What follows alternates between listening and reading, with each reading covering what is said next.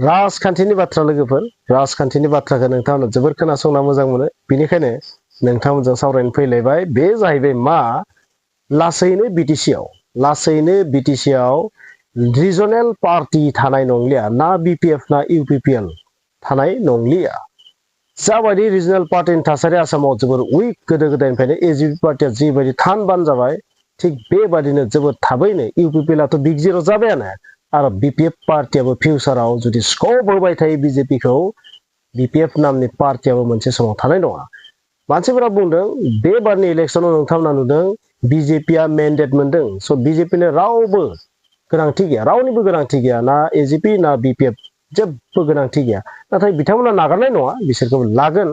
नाथाय बिथांमोननो रियेलिटियाव जुदि जों नायोबा रावनिबो गोनांथि गैया हारसिंनो सरकारखौ दानो हाखायो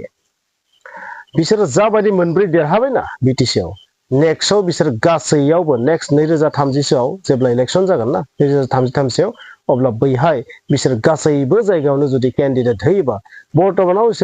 बिसोर जुदि बेसखौ जुदि जोङो स्ट्रं खालामनानै लायोबा 2030आव बा 30आव बिसोरो गासैबो ओनसोलावनो जुदि केन्डिडेट होयोबा गासैबो समस्थियावनो जुदि केन्डिडेट होयोबा बिसोरनो देरहालांनो हागौ आरो बै समाव मा जागोन जुदि बीजेपी देरहाजोबबा टटेलि बीपीएफ नामनि पार्टीया बिग जिर' जागोन स' रिजनेल पार्टीया जोबस्रांनो थांगासिनो दङ जोंनि बिटिसिआव बे बाथ्राखौ गोबां मानसियानो बुंलायसोदों नाथाय बे बेसेबां रियेलिटि जागोन आं मिथिया नाथाय बे थांनाय इलेक्शनाव विधानसभा इलेक्शनाव नुनो मोनदों यूपीपीएल पार्टीनोबो गोबां मानसिया भट होदों गोबां मानसिया भट होदों 20,000 27,000 डिफारेन्सआव जेनदोंबाबो नाथाय यूपीपीएलआबो गोबां भट मोनदों स' बीपीएफआबो गोबां भट मोनदों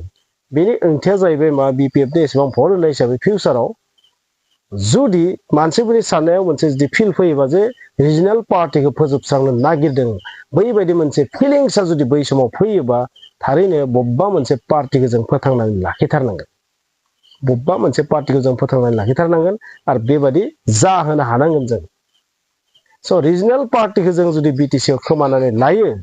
जोंनि गोरोन्थिनि थाखाय जुदि खोमानानै लायोबा बै बिटिसि बाखि मानसिफोरा गोबां खहा जानो हागौ बबेखानि बर' मानसिफोरा बांसिन खहा जानो हागौ आरो गुबुन जाथिया बांद्राय खहा जानाय नङा नाथाय जोंनि मानसिफोरा गोबां खहा जानो हागौ खारन जोंखौ गादबनो नाजानोबो हागौ बे बाथ्राखौ जों साननो हायो आरो बिदिब्ला नोंथांमोना मा सानो मा थारैनो जोबोर थाबैनो रिजनेल पार्टीफोरखौ मन'ग्लाबजोबसिनगोन बीजेपीआ नोंथांमोननि साननाया मा बेबायदि बाथ्रा गोबां मानसिया बुंबाय थादों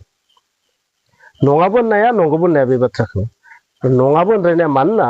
रिजनेल पार्टी थायोबा मा जायो नेशनेल पार्टीफोरा इलेक्शननि समाव खहा जायो बिसोरो सीट हगारनानै होनो गोनां जायो आरो जायनि जाहोनाव सरकार दानायाव मा जायो बै रिजनेल पार्टीफोरा फेक्टर जायो आरो बैसोरनि मदद लानानै सरकारखौ दानो गोनां जायो आरो गावनि गोसोबादि खामानि मावनो हाया जायो बेबायदि आरो नाथाय दा नोंथांमोना नुदों बेवहाय बीपीएफआ गोबां देरहादों बिटिसि एरियायाव बीपीएफआ गोबां देरहादों स' बै एरियायाव गुबुन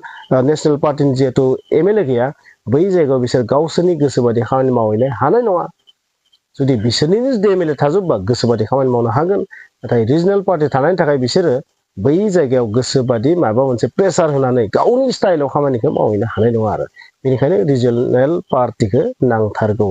बै रिजनेल पार्टीफोरा जुदि बायखांजोबजायो अब्लासो जोंहा खहा जागोन आरो बिसोरो मा अरायबो गावनि जि सेन्टिमेन्ट जातिनि सेन्टिमेन्ट बेवहाय थानो रोंनांगोन आरो बेहाय एमएलए